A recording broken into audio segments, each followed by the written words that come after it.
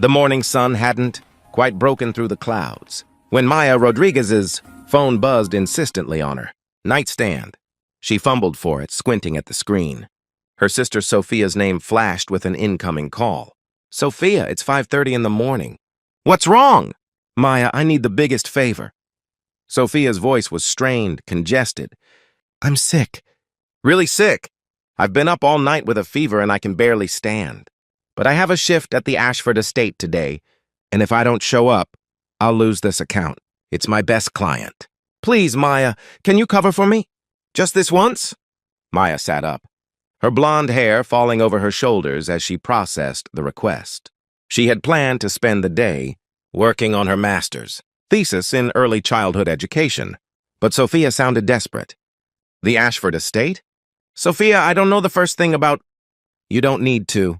Mr. Ashford is barely there during the day. He's a widower, works constantly. You just need to do the basic cleaning. Maybe watch his son for a few hours if needed. The boy is 5. His name is Oliver. He's sweet but shy. Please, Maya, I'll owe you forever." Maya closed her eyes, thinking of all the times Sophia had helped her through college, had lent her money when times were tight, had been there when their parents passed away 3 years ago in a car accident. They only had each other now. "Okay," Maya said. "Text me the address and what I need to know. But you owe me more than forever. You owe me at least 2 forevers." Sophia's relieved laugh turned into a cough. "Deal. Thank you, Maya. You're a lifesaver." 2 hours later, Maya pulled up to a property that made her breath catch. The Ashford estate wasn't just a house. It was a sprawling mansion set back from the road, with manicured lawns, a fountain in the circular driveway, and architecture that spoke of old money and refined taste. "This is where Sophia works?" Maya muttered to herself, suddenly feeling very out of place in her practical cleaning clothes.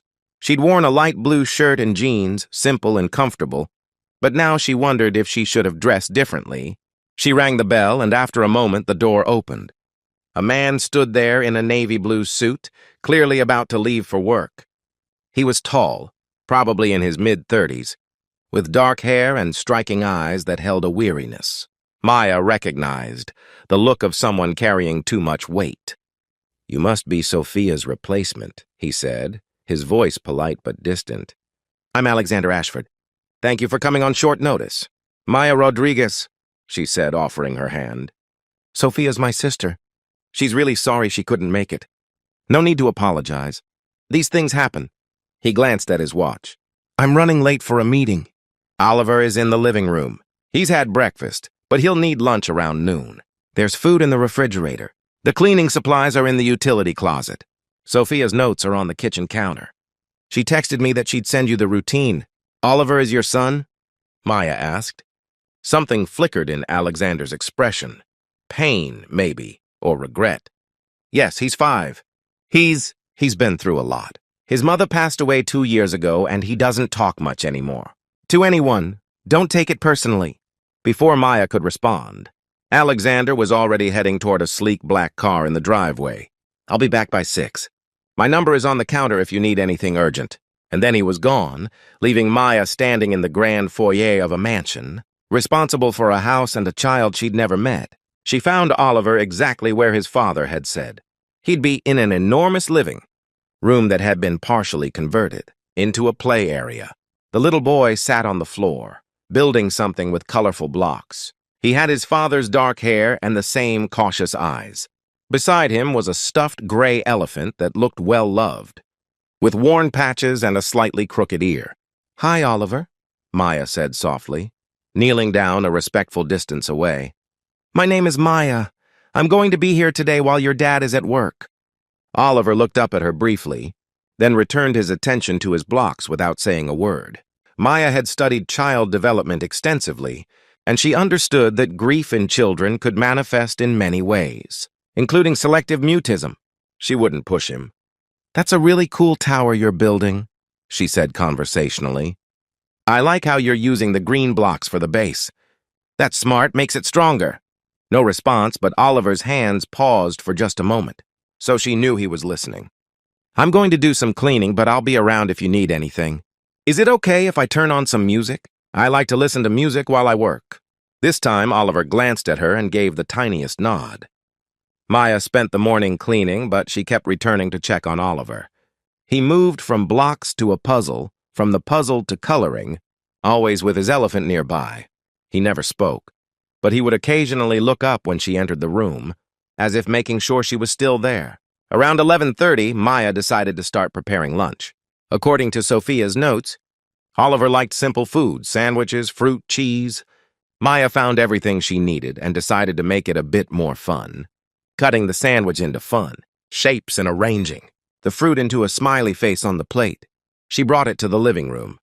"Oliver, I made lunch. Would you like to eat at the table or would you prefer to eat here?" Oliver looked at the plate, and for the first time, she saw a flicker of interest in his expression. He pointed to the low coffee table. "Here it is then," Maya said, setting down the plate. She sat cross-legged on the floor nearby, not hovering but available. Oliver ate slowly, methodically. Halfway through his sandwich, he picked up his elephant and made it eat some of his fruit. "Does your elephant have a name?" Maya asked casually. Oliver looked at her for a long moment. Then, so quietly she almost missed it, he whispered, "Humphrey." Maya's heart jumped, but she kept her expression calm. "Humphrey is a wonderful name. He looks like a very good friend." Oliver nodded, then went back to eating. After lunch, Oliver returned to his toys. Maya finished her cleaning tasks, but she found herself drawn back to the living room. She noticed a bookshelf filled with children's books and had an idea. "Oliver, would it be okay if I read a story? I promise I do funny voices." For the first time, Oliver made eye contact and held it. Then he walked to the bookshelf, selected a book, and brought it to her. It was a story about an elephant, fitting, given his stuffed companion. Maya sat on the floor, and Oliver surprised her by sitting next to her, close enough that their arms almost touched. She read the story, doing different voices for each character, making the elephant voice silly and trumpeting. And when she looked down at Oliver, she saw something that made her eyes sting with tears. He was smiling. Not a big smile, but it was there, real and genuine. They read 3 more books. By the 4th, Oliver was leaning against her shoulder, his elephant in his lap. When she finished, he looked up at her and said very clearly, "Again?" "Of course," Maya said, starting the story over. They were in the middle of their 2nd, reading when she heard a sound. From the doorway, Alexander Ashford stood there, still in his suit, his briefcase hanging from his hand. He was staring at them with an expression of utter shock. "Mr. Ashford?" Maya said, suddenly realizing it was already 4 o'clock. "I'm sorry, I didn't hear you come in." "He's talking to you," Alexander said, his voice rough with emotion. "My son is talking to you." Oliver looked at his father, then back at Maya, uncertainty crossing his small face. "We were reading stories," Maya said gently. "Oliver has excellent taste in books." Alexander set down his briefcase and walked slowly into the room, as if afraid sudden movement would break whatever spell had been cast. "Oliver, buddy?" Oliver stood up, clutching Humphrey, and walked to his father. "Daddy, Maya does funny voices." "And she made my lunch smile." Alexander knelt down and pulled his son into a hug, his eyes squeezed shut. When he looked up at Maya, she could see tears on his cheeks. "Thank you," he mouthed silently over Oliver's head. Maya's own eyes filled with tears. She stood quietly, starting to gather her things, giving them their moment. "Please don't go yet," Alexander said. "Oliver, why don't you show Maya your room? Show her your train set." Oliver took Maya's hand without hesitation and led her upstairs. His room was beautiful but sparse, as if it had been decorated by an interior designer rather than a parent. Expensive. Furniture.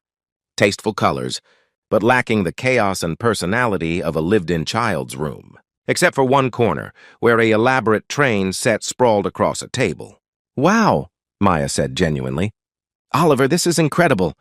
He showed her how the trains worked, explaining in his soft voice, which was his favorite, where each track went. Maya listened with full attention, asking questions, letting him be the expert.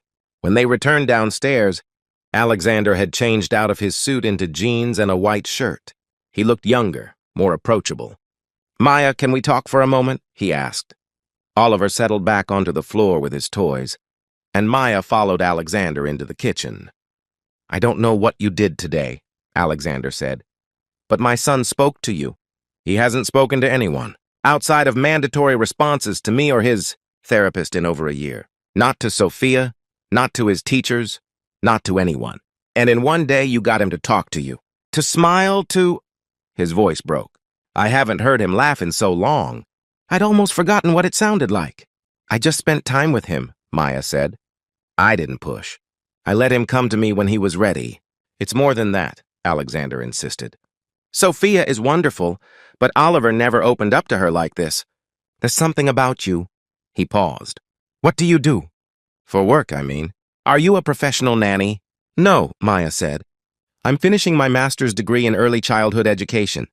I want to work with children who've experienced trauma, help them process their grief and find their voices again. Alexander stared at her. You're studying exactly what my son needs. Every child is different, Maya said carefully. What worked today might not work tomorrow. But it worked today, Alexander said. Maya, I know this is going to sound crazy. We just met, but would you consider coming back? Not as a cleaning person, I can hire anyone for that. But as someone who could spend time with Oliver, help him, be there for him in a way I haven't been able to manage while running my company. Mr. Ashford? Alexander, please. Alexander, I have my thesis to finish, and I'm not a licensed therapist yet. I know, and he has a therapist. But he needs more than weekly sessions. He needs someone in his daily life who understands what he's going through. Someone who can help him feel safe again. Someone who can make his lunch smile. Alexander's voice cracked on the last words. Maya looked past him to where Oliver sat playing, and she thought about her research, about her passion for helping children heal. This wasn't what she'd planned.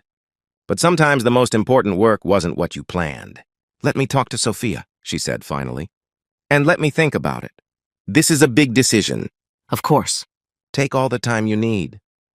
Alexander pulled out his wallet and handed her several bills, far more than Sophia's usual day rate. This is too much, Maya protested. It's not nearly enough, Alexander said. Maya, you gave me back my son's voice today. There isn't an amount that could repay that. As Maya prepared to leave, Oliver ran up to her. Will you come back? He asked, clutching Humphrey. Maya knelt down to his eye level. Would you like me to? Oliver nodded vigorously. Then yes, Maya said, making a decision in her heart before her head had fully caught up. I'll come back. Oliver surprised her by hugging her. Something Alexander later told her he hadn't done with anyone except his father in over a year. That evening, Maya called Sophia and explained everything. Her sister was thrilled, encouraging her to take the opportunity. Maya, this is what you've been studying for. This is your purpose showing up in the most unexpected way. And honestly, Alexander Ashford is a good man. His wife died so suddenly, and he's been trying so hard to be both parents to Oliver, but he's drowning. They need someone like you. Over the next few weeks, Maya began spending her days at the Ashford estate.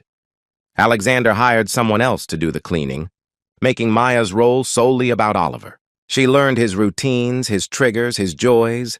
She introduced activities designed to help him process his grief, art therapy, music, play therapy techniques she'd studied, and slowly, beautifully, Oliver began to emerge from his shell.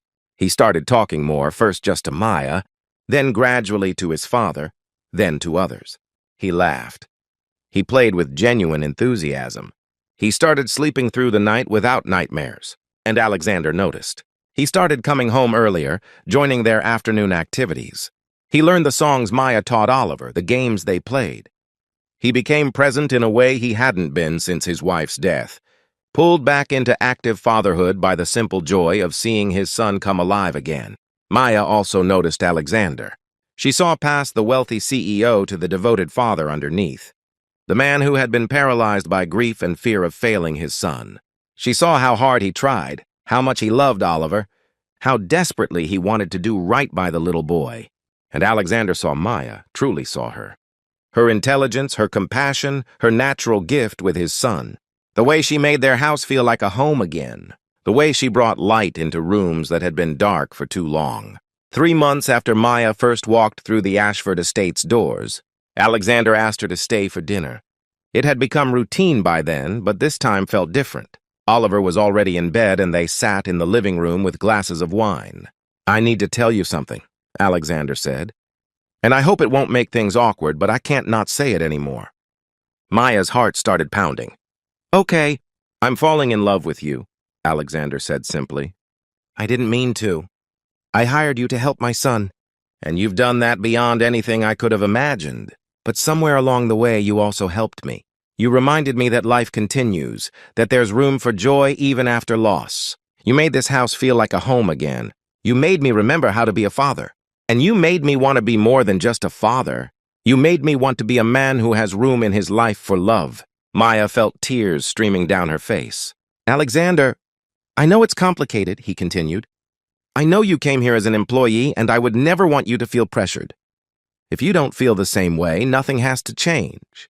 You can continue working with Oliver. He needs you. Regardless of anything between us. But I had to be honest. I had to tell you that what I feel for you goes far beyond gratitude. I love you too, Maya whispered. I've been trying not to. I kept telling myself it was unprofessional, that I was here for Oliver, that I couldn't let my feelings complicate things. But I can't help it. I love you, and I love Oliver. And somewhere along the way, this stopped feeling like a job and started feeling like a family. Alexander crossed the room and pulled her into his arms, kissing her with a gentleness that made her heart ache. You are family, he said against her hair. You've been family since the day you made Oliver's lunch smile. They took things slowly, mindful of Oliver and wanting to make sure he was comfortable with the change in their relationship. But Oliver, with the emotional intuition of children, seemed to understand before they told him. Are you going to be my new mommy? He asked Maya one afternoon with his characteristic directness. Maya and Alexander exchanged glances. Would that be okay with you? Maya asked carefully. Oliver thought about it seriously. My first mommy is in heaven. Daddy says she watches over me. But I think she'd want me to have someone here too. Someone who does funny voices and makes lunch smile. I think she'd like you. Alexander had to leave the room, overcome with emotion. Maya hugged Oliver tight. I would be honored to be your mommy if that's what you want. And your first mommy will always be your mommy too. We can love them both, okay? Okay, Oliver said, satisfied with this explanation. They married 8 months later in a small ceremony in the garden of the estate. Oliver was the ring bearer, taking his job very seriously, with Humphrey the elephant tucked under his arm. Sophia was Maya's maid of honor, still boasting that her illness had been the best thing that ever happened to her sister. In his vows, Alexander said, You came to my house to cover a shift for your sister. You were supposed to be here for 1 day. Instead, you stayed and gave me back my son. You gave me back my life. You taught me that healing is possible, that love can bloom even in the darkest soil. Maya, you are the answer to prayers I was afraid to pray. In her vows, Maya said, I came here thinking I was helping a family in need. I didn't realize I was the one who needed saving. You and Oliver showed me what my purpose was, where my heart belonged. You taught me that sometimes the greatest love stories don't start with romance. They start with a little boy who needs someone to sit on the floor and read him stories. Everything else grows from there. Oliver, prompted by Alexander, added his own vow.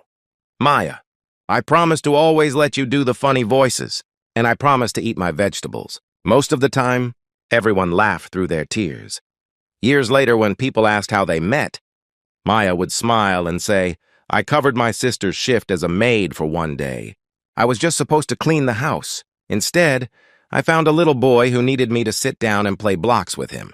And in doing that, I found my family. And Alexander would add, she came into our lives by accident, stayed by choice, and became essential without either of us fully realizing it. She saved my son. But more than that, she taught us both how to live again, how to love again, how to be a family again. Oliver, who grew up to become a child psychologist himself, inspired by the woman who'd helped him find his voice, would say, she made my lunch smile. And then she made everything smile. That's the kind of magic that changes your whole life. Because sometimes life's greatest blessings arrive disguised as ordinary days. A favor for a sister, a sick day, a child who needs someone to simply sit on the floor and be present.